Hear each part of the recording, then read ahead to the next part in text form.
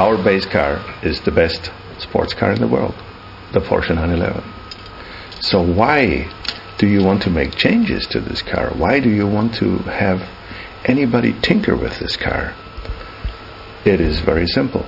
There are people out there, they feel the same way as I feel. They're looking for more Porsche, they're looking for more individual satisfaction when they get their car.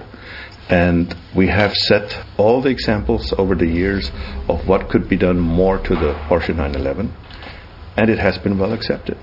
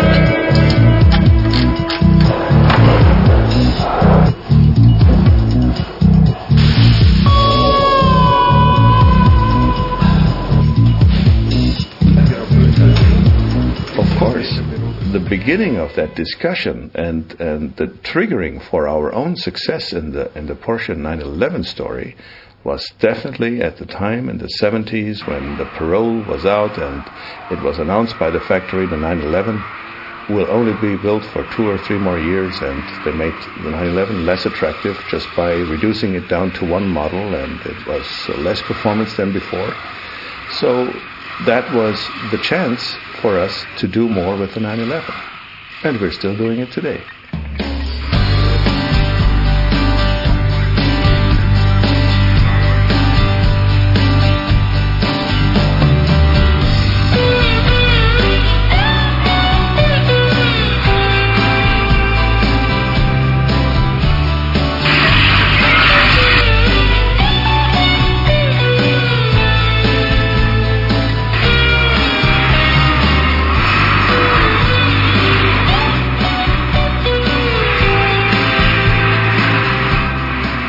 The 930 BTR, which was the 374 horsepower version of the 930. This was the car that actually broke the speed barrier of 300 kilometers per hour. And we were invited the first time from Road and Track for a high-speed contest in northern Germany, and Phil Hill was driving and Paul Frere was driving, and they ended up with this fantastic speed of 306.4 kilometers per hour. And nobody would have believed that this normal 911 would be the winner against all these super exotic cars. In 1987, we followed another invitation of Road and Track.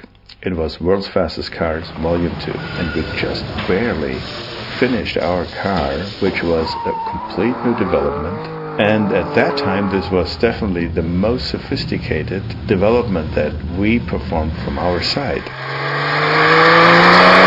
Now, our car was in this yellow color. We were the only ones that had a yellow car, and the photographers loved it, and they gave him a nickname. They called it the Yellowbird, and the car never got rid of that name, Yellowbird. Yellowbird is today a known name for this car. We had a top speed of 211 miles per hour, which was really a sensation. Paul Frere, to me, is one of the most phenomenal drivers and a great engineer. His expertise, everything that he knows from the past, plus he knows what the future is going to be. It's just amazing, and he can connect it all and he can put it together. He's really a walking dictionary. He's a very, very exceptional man.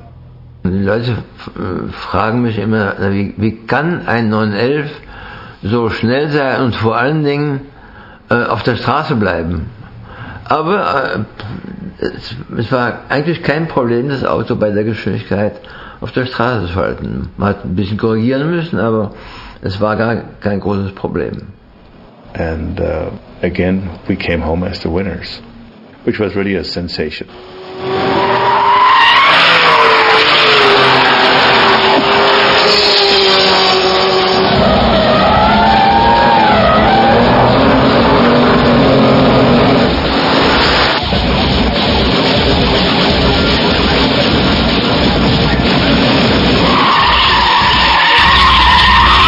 So this was the story of the CTR, and that was the milestone that put us on the world map.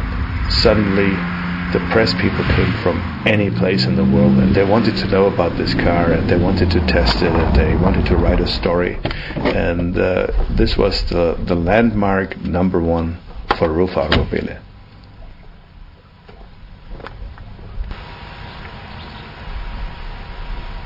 Was ich bei Ruf bewundere und schätze, dass er die Sachen wirklich gründlich macht.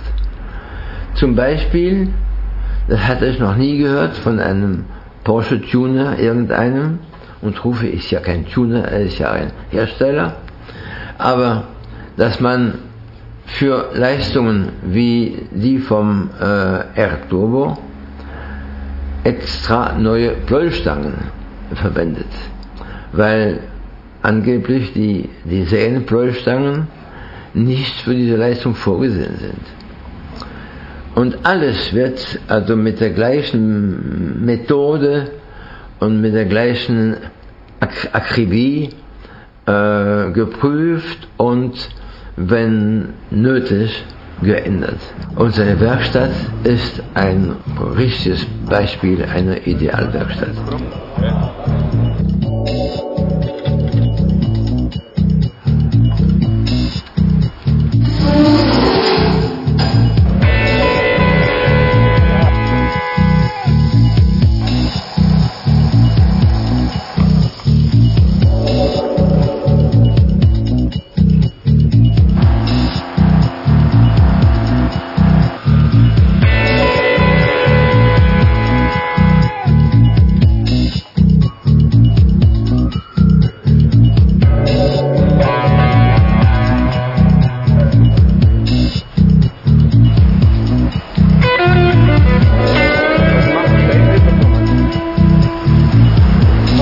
Hast du einen heimischen Fahrer?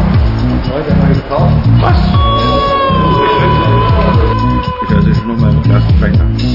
Das ist schon besser. The world was waiting for a successor of the CTR, and so the CTR2 followed and was definitely a car that had a lot of changes, also in the bodywork and body style. And that was the significant difference to the CTR model that we had before. We suddenly showed some big cosmetic changes. It had a multifunctional rear engine lid that was at the same time the air intake for the intercoolers and for the engine cooling. It was a 520 horsepower version with an integrated roll cage in the body and still a very elegant appearance. The CTR2 is a very much appreciated car today, and we even made a wide-body version, which was the CTR2 Sport. And we have CTR2s, well, basically everywhere in the world. It was also a US-approved car. That means we could build that car for the United States market as well.